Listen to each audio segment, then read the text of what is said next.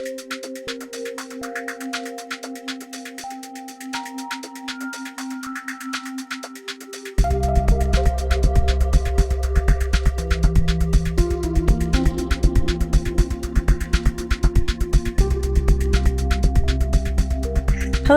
and welcome to Business Focus, produced by the Greater Reston Chamber of Commerce. My name is Angela Inzerillo with Impact Business Solutions, and I'm privileged to be a host as we highlight the great work our local businesses are doing.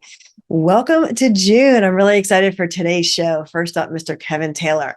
He's the chairman of the board of the Reston Chamber, taking a quick look back at his year of being chairman. I can't believe how fast it's gone. The chamber starts their new fiscal year, July 1st. So excited to speak with him.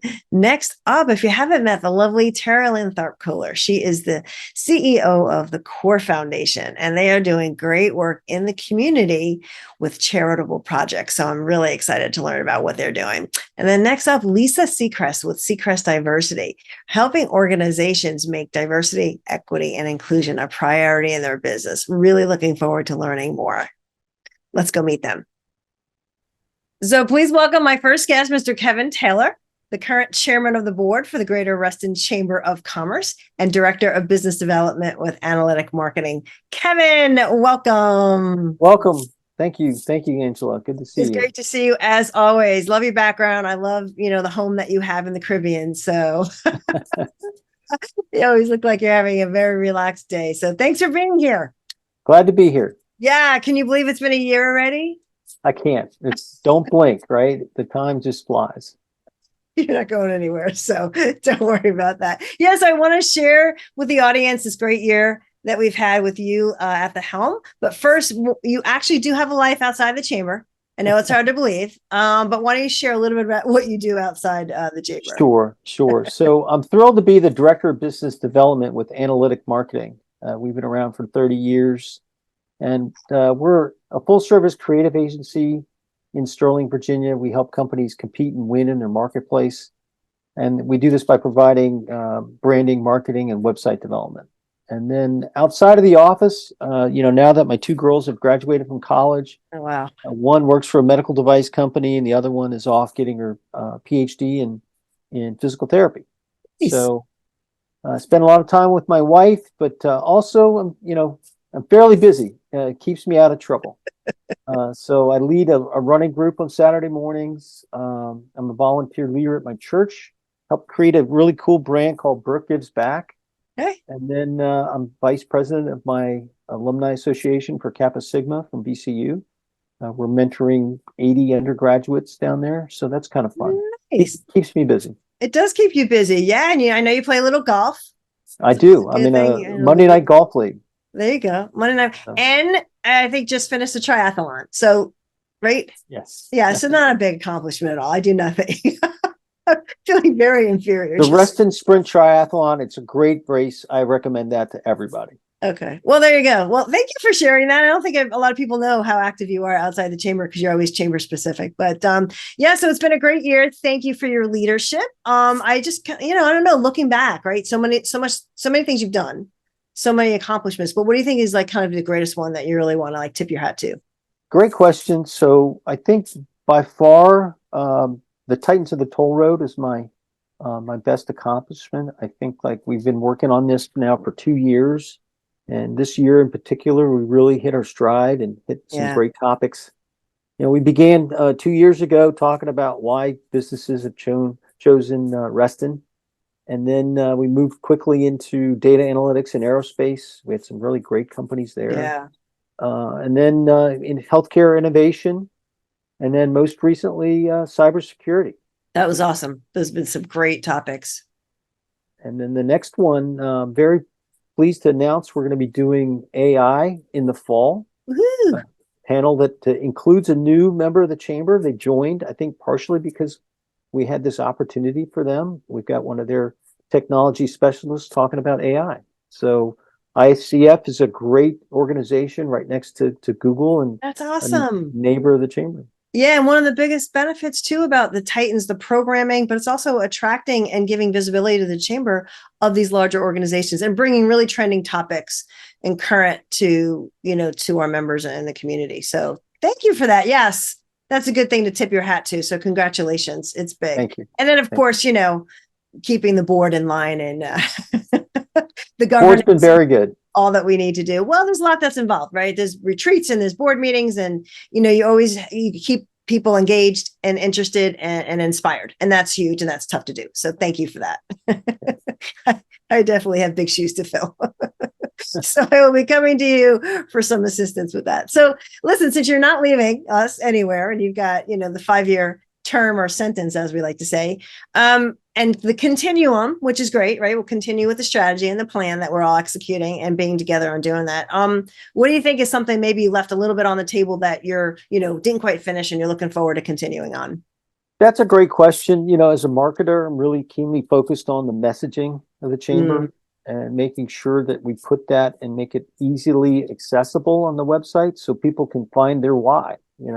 It's different for everybody, different for every size company and business. So we need to refine that and make it a little bit more clear on the website. Yeah, I think a lot of people probably, certainly verbally, we're talking to new businesses, right, that we meet in our space. But there's a lot of people that come to the website that we don't even know about. So yeah, improving that messaging, making it really clear, because the messaging is definitely different for everybody that comes to the chamber. So good. So we'll make sure you're still involved with the content committee, because we've got a lot of content that we need to pull together. And as a marketer, you know how to brand that best. So kind of the last quick question about, like, what would you say is the biggest value in joining the Reston Chamber and being a member? Well, certainly it's what it has been and always will be, is a great place for small, medium, and large companies to all come together to work towards a common cause of creating the best business environment that we can to help companies and people live, work, and play in Reston. I mean, that's our great theme that, is still true today. And then also supporting all the great nonprofits, the nonprofit communities that make Reston. Yeah, making that happen. They're super appreciative, as well as the business community. We do that really, really well. So yeah, if you want to get connected in Reston, the Reston Chamber is where it's at. So Kevin, thank you for being here. Thank you for having me. I look forward to having you step in as the new chairman. I can't back out, huh? That's you know what? Can we redo this? Because that was my biggest accomplishment. That's a good one. Kevin, my biggest fan. So, Mr. Taylor, thank you. I appreciate that. Thank you for being here. And I look forward to continue working with you at the Reston Chamber. Thanks for the invite.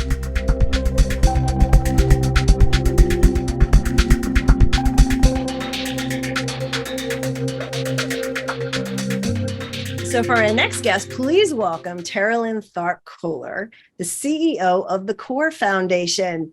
Teralyn, welcome. Thank you. Thanks for having me. Yeah, my pleasure. I'm so excited to get you on the show. You have been super busy, lady, like a busy woman. So to finally get you here is awesome. And I really am excited to share with the audience what you guys do and kind of everything that you guys are about. So let's dive in, as we say. So so you got an interesting background. Why don't you share with us kind of what brought you to the Core Foundation? Sure. Well, the being busy is a great segue into that. We're very busy this past weekend because we just celebrated the 17th annual Reston Sprint Triathlon. Nice. And this program is actually how I came to Core.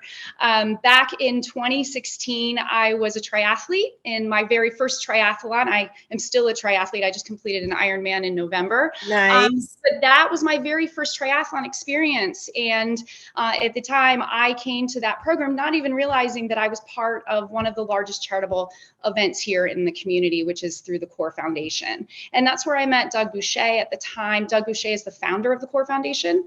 And at the time, I had founded my own nonprofit consulting business and had a wonderful discussion with Doug about what his vision was for the Core Foundation and where I could come in and help. And the rest is history. It sounds like a perfect match. That's awesome. It's funny that you said it earlier in the show. Kevin Taylor, our current chairman of the board, was in, and that was his first triathlon this weekend. So I don't know. He was. We actually met at a chamber event 2 years ago, and we were standing in line at a networking event, and I think I might have talked him into doing the race. And to connect with him there, and he's a huge supporter, and we're super grateful. Well, that's awesome.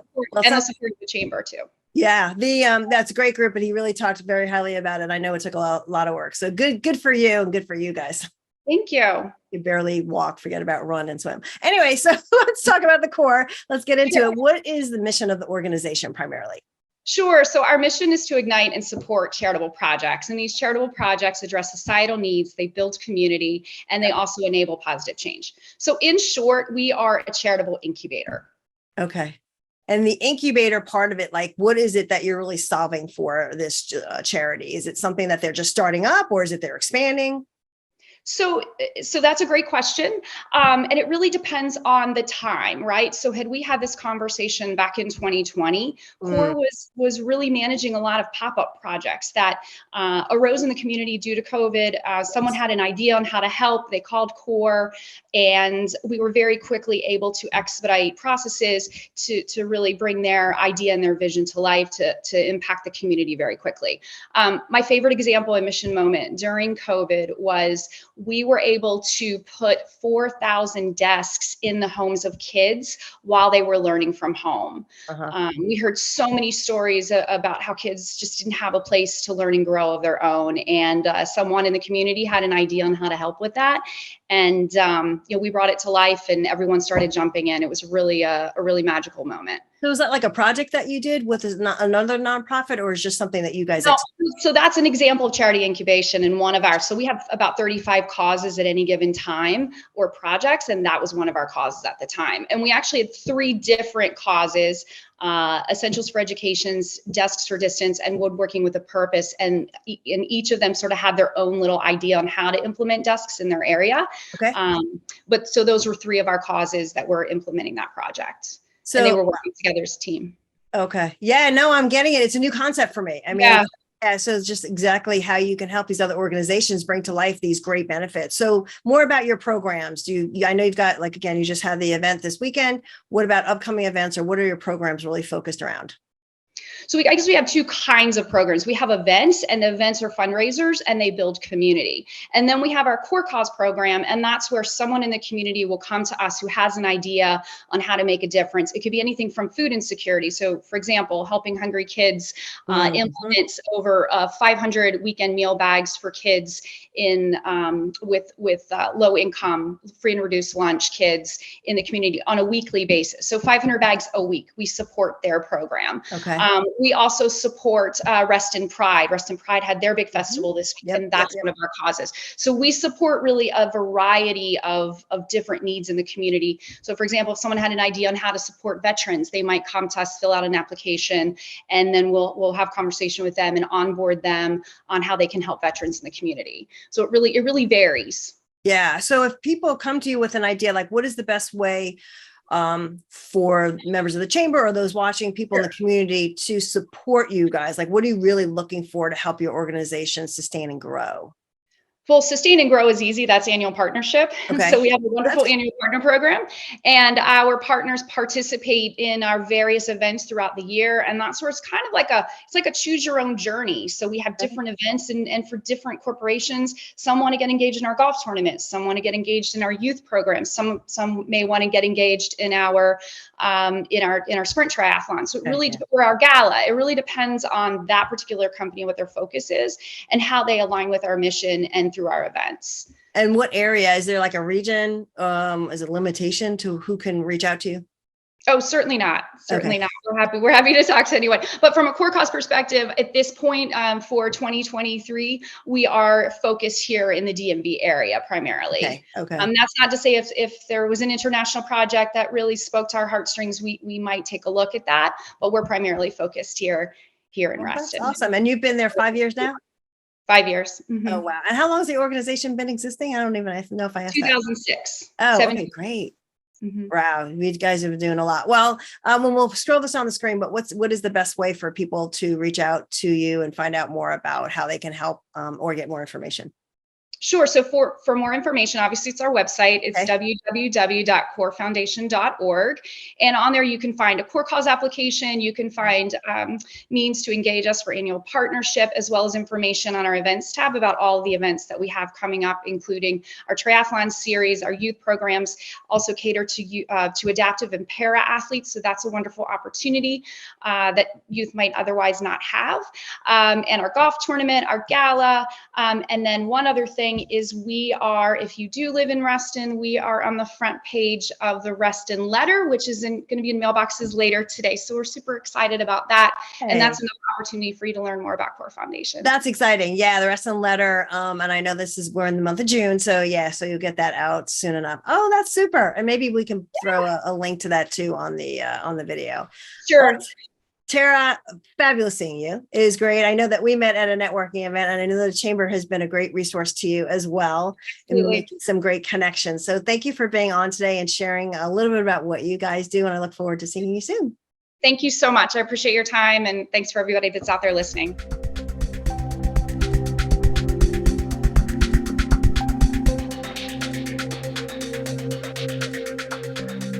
So please welcome my next guest, Dr. Lisa Seacrest Earhart, president of Seacrest Diversity. Lisa, welcome. Oh, welcome. It's great to be here. Thank you very much for having me today. My absolute pleasure. I'm so excited for what you do and to share it with everybody here watching. So let's get right into it. You do so Absolutely. much. You do so much. So we kind of have to condense it into just a few minutes. But yeah, share a little bit about your background, because it is very diverse, and how you started Seacrest Diversity. Yes. By training, I'm a professional social worker. And I have a couple of degrees related to what I do. I have a BA in psychology, a master's of social work, and a PhD in clinical social work. Oh, and wow. for 25 plus years, I have served the community in lots of different ways, but my work as a social worker always included diversity, equity, and inclusion with a big focus on race and ethnicity. Okay. And so I have woven that into wherever I've been, wherever I've worked, and because I have a passion for it. And so wherever I went, whether it's teaching, serving the community, being on a board somewhere, the expertise I developed, I bring that into my work. And then a couple of years ago, I decided I want to do this on my own because I bring a different perspective to DEI work. That's the short-term diversity, equity, inclusion that is, I think, missing in the DEI field. Everyone who's out there doing this work, I think, is very good. But I bring a perspective that's often missing. And when I go and see my clients, they go, whoa, wait a minute, we didn't know this whole thing, because there's a part that's really, so that's what makes Seacrest Diversity special. So you just started a couple of years ago? Yeah, well, a couple of years ago with my own business, but I've been doing my consultation for about 25 plus years. Some have been pro bono, where I've done things in churches and preschools and community work and other schools where I just serve in community and doing a lot. And then there have been places where people say, hey, we need to come and be a speaker, keynote, different things like that, business conferences. And it was great. And then over time, I said, you know what, let me try this on my own, because there's a lot of things that I like to do. And I needed more than just a couple of hours someplace. It's to really get going. And sometimes I do day-long workshops and all that. So yeah, it's been about three years. So more specifically about the services, because you mentioned churches, you mentioned businesses, so many different areas that can utilize, right, what you know and your expertise. So where do you really specialize from a services perspective? Okay, Seacrest Diversity serves both private sector and public sector, profit, nonprofit, as well as I do a lot of things in the community when I can. Sure. We focus on DEI, as you know, initiative, and A is the accessibility part. We focus on the individual as well as the organization or company. And when we're focused on the individual, we really try to see what it is, or we really focus on what the individual needs to do, how to help that person become more empathetic, more aware of standing in somebody else's shoes, understanding how they're changing and looking at the world a different way will not only make them, I feel, a better person, they will be able to serve their organization better, and they'll help the company meet their bottom line. So we focus on the individual and what's in it for them. What's in it for them? Because most people are not going to try something if they don't see they get something out of it. And then on the macro level, we focus on the organization. We look at what is it the organization is trying to see, and what is it for the organization. And what I mean by that is, no two workshops I do are exactly the same. I have some shelf things like the introductory to diversity, equity, inclusion. But usually I meet with an organization and say, what is it that you want?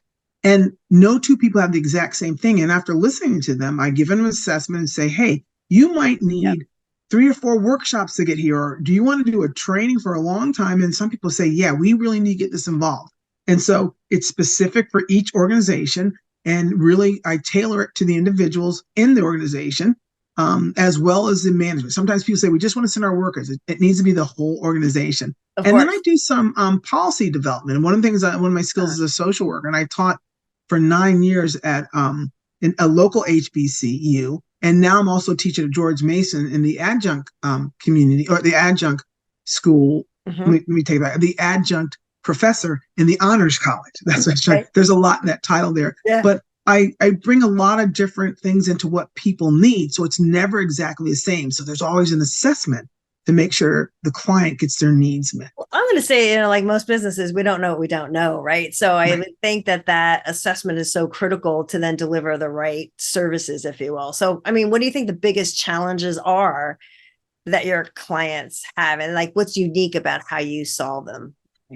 The biggest challenge about what I do is that I let the organization or the company know, you need this. Right now people think there's not a need for DEI. We did that. That was 3 years ago and we're done. It's like, no, we still need to do that. And in that assessment, I interview the clients. I say, well, what's going on in your organization right now? What is it that you need to look at? And then I tell them some things like, well, you mentioned this, and you mentioned what, employee satisfaction, or the difficulties you have. And what we see sometimes when I talk with an organization, there might be a grievance that's happened, or they feel we're just not getting along, we're missing our clients. And the big thing is, a lot of people have diversity.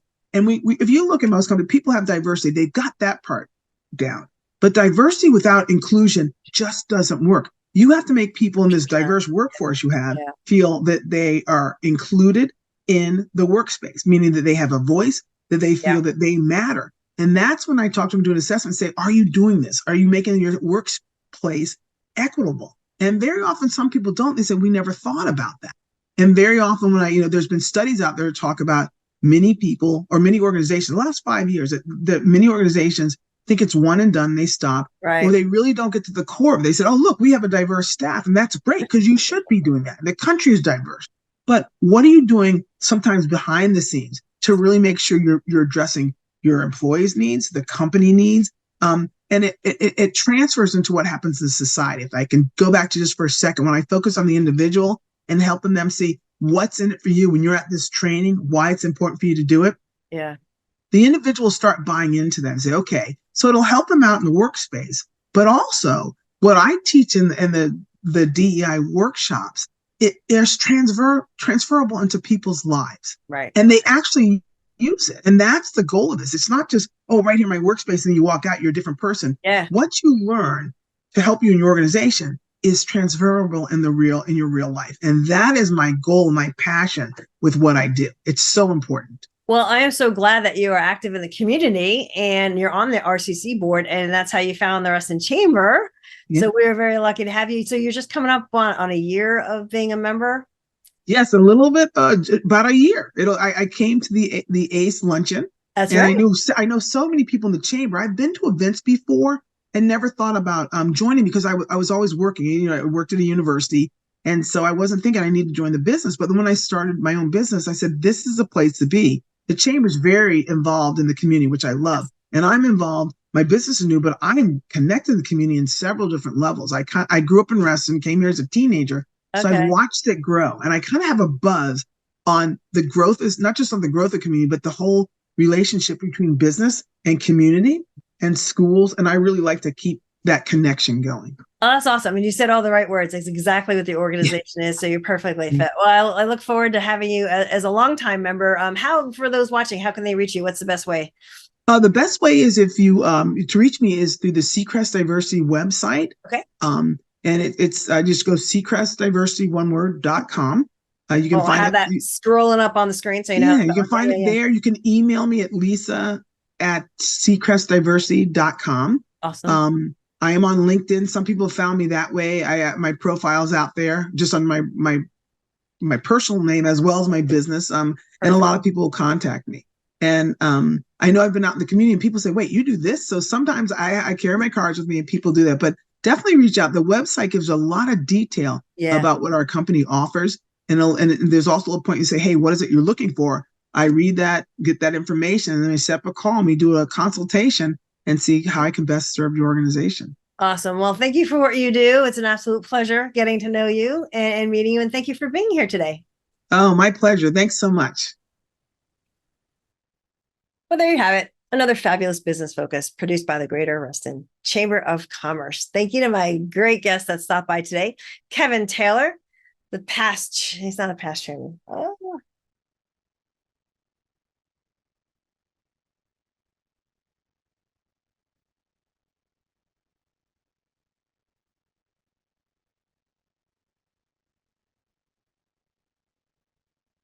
Okay, I think I have it. Well, there you have it. Another fabulous business focus produced by the Greater Reston Chamber of Commerce. Thank you to my great guests that stopped by today to share their stories. Mr. Kevin Taylor, thank you for your leadership as chairman of the board for the Reston Chamber. When you see him, thank him for all that he does. And next up, Tara Land and the Core Foundation. They are doing great things, bringing community and businesses together. Thank you so much for sharing your story. And then Lisa with Seacrest Diversity. If diversity, equity, and inclusion is a priority in your business, you need to be speaking with Lisa. I'll look forward to seeing you next time.